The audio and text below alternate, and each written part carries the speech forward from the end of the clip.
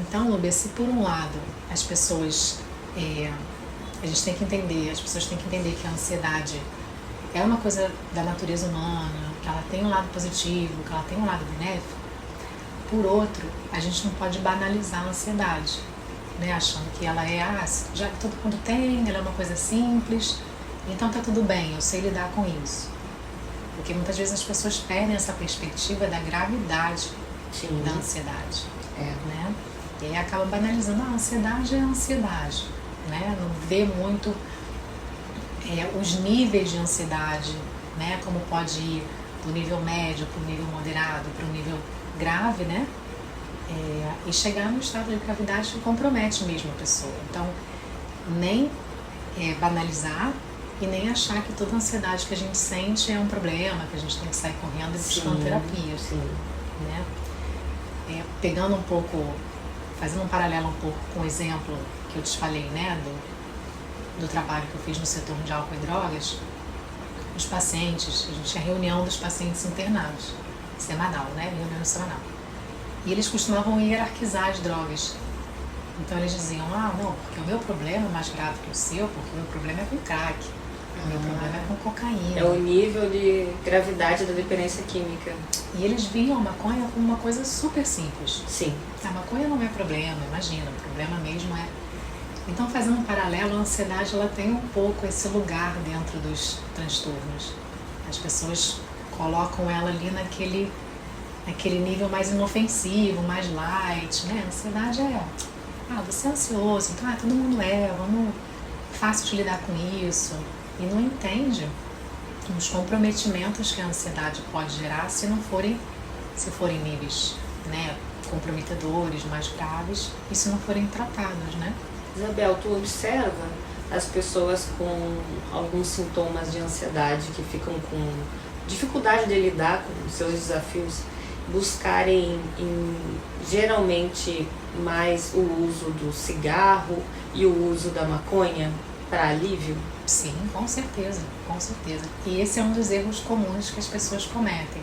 Sim. Assim, erros, né? Tudo uma questão de frequência, intensidade, né?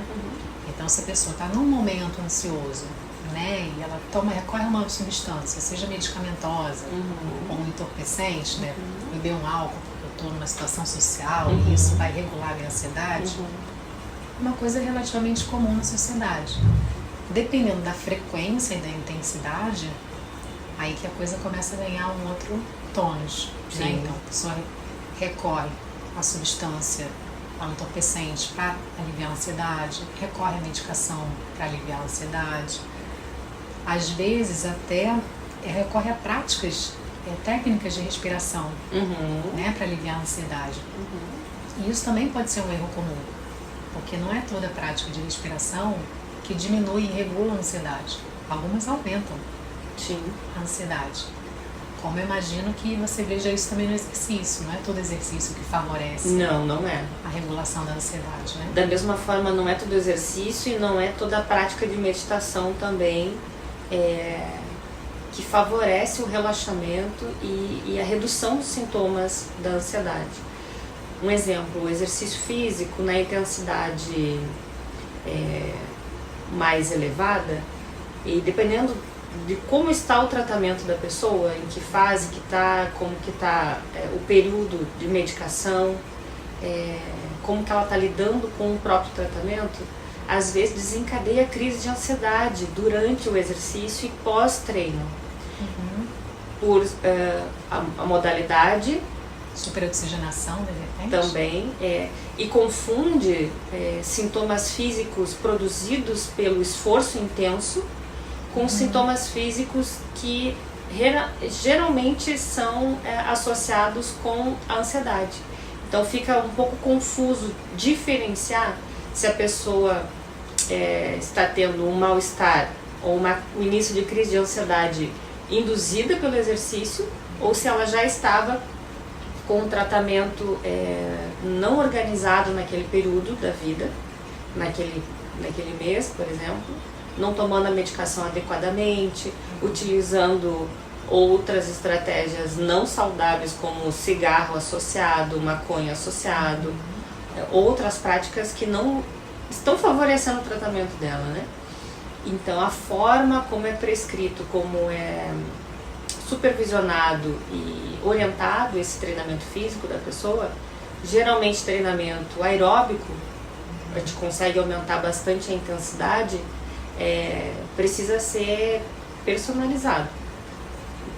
Qual o momento do tratamento que essa pessoa está, se ela está em tratamento psicoterápico também associado, se ela está com acompanhamento com o psiquiatra, com a medicação, se ela não abandonou a medicação por conta própria, se a dosagem está adequada, tudo isso interfere metabolicamente com o estímulo do exercício físico.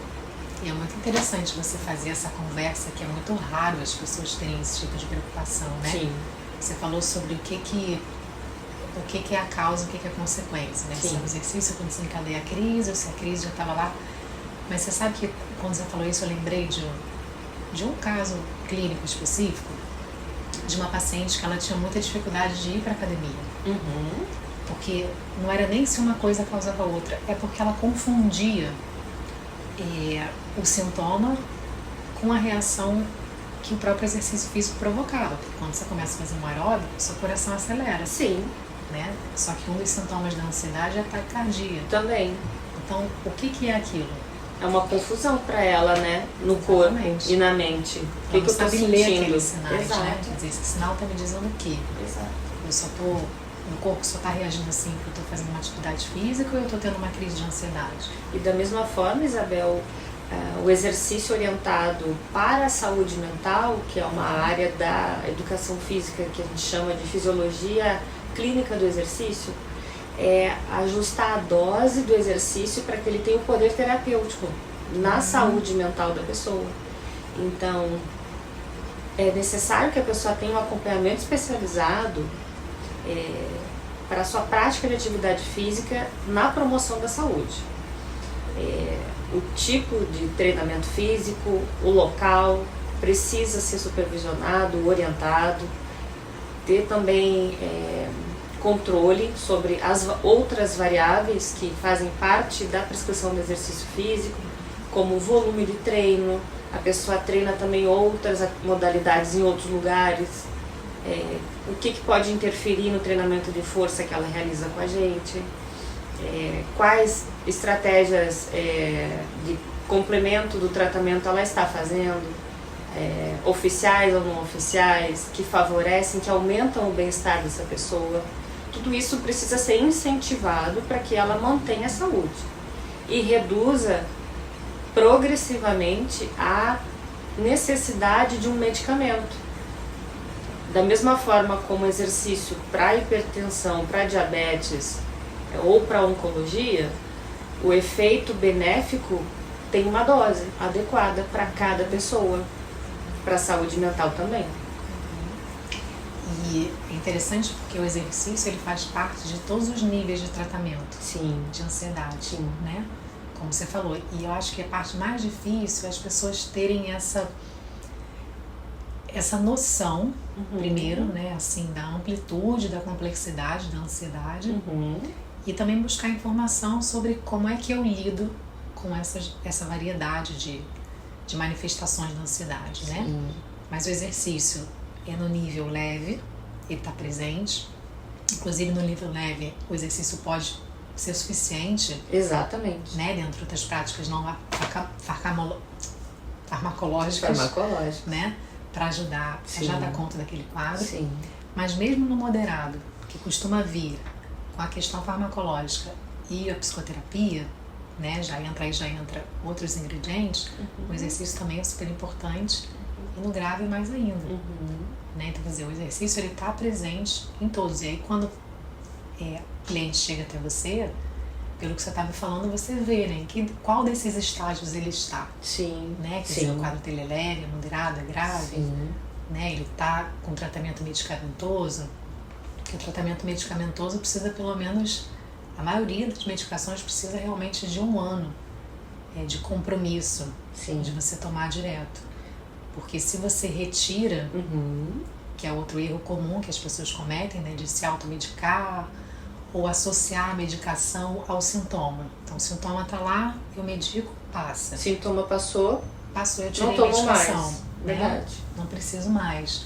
E essas medicações, se elas são retiradas fora do tempo, elas têm consequências no organismo. Sim.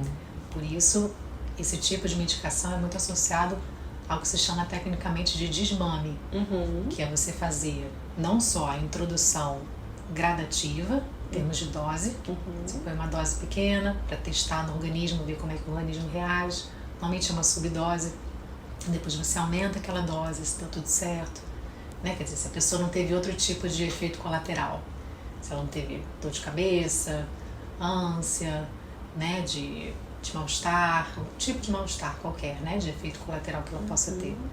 Então verificou, tá tudo bem, aumenta a dose e vai ajustando a dose até ser adequada para aquela pessoa. Uma vez ajustado, a pessoa toma a medicação por 1 ano e na hora de tirar, tira da mesma forma, né, faz o desmame. Então, se eu tô, sei lá, tomando 50 miligramas, eu vou passar para 40 miligramas, para 30 miligramas, para 20 miligramas, até retirar totalmente aquela medicação. Isso associado também com a psicoterapia. Sim, Que é quando reduz a medicação, a pessoa vai tendo mais autonomia para também lidar com os desafios novos que vão aparecendo, com o apoio de todas as ferramentas que a psicoterapia favorece a ela. E a atividade física é para a vida toda, é longevidade, faz parte do tratamento. Mas ela precisa manter para que ela tenha saúde física e mental até o fim da vida. Porque o ideal, né, quer dizer, a ideia não é que você fique dependente desses tratamentos. Exato. Né? A ideia é que eles te ajudem, por um momento, a ajudar você a passar pelos momentos mais difíceis de crise. Né? Então você precisa de ajuda medicamentosa para passar por alguns momentos mais difíceis. E durante esse tempo você vai adquirindo autoconhecimento e buscando informações sobre como lidar, né, com aquele transtorno, com aquele sentimento, né, que nem sempre é um transtorno, com aquela emoção, né, e adquirindo recursos. Então você vai adquirindo esses recursos e uma vez que você sinta, ok, já entendi como é que funciona, já entendi quais os recursos que eu tenho para lidar quando essa situação acontecer, aí você se sente mais preparado e mais confiante para dizer, não, quando isso acontecer na minha vida, eu sei como lidar. Porque cura não necessariamente quer dizer que aquilo nunca mais vai acontecer ou que você nunca mais vai sentir aquilo. Cura quer dizer, eu me sinto com recursos para enfrentar esse estado emocional ou essa situação prática e viver na vida. bem, né? E viver bem. Exato. Né? As pessoas confundem muito e também é delicado falar em cura sobre algumas questões do corpo ou da mente. Então, é a forma como a gente consegue lidar por si só com os seus cuidados de saúde física e mental, né? Até porque a vida é tão dinâmica, né? Exato. Que a gente também vai adquirindo novas ferramentas, né? Novas situações, novas condições. Às vezes a própria vida é terapêutica. Total. Né? Tem situações que você está num certo estado e a vida faz uma conjectura e aquilo é terapêutico por si só.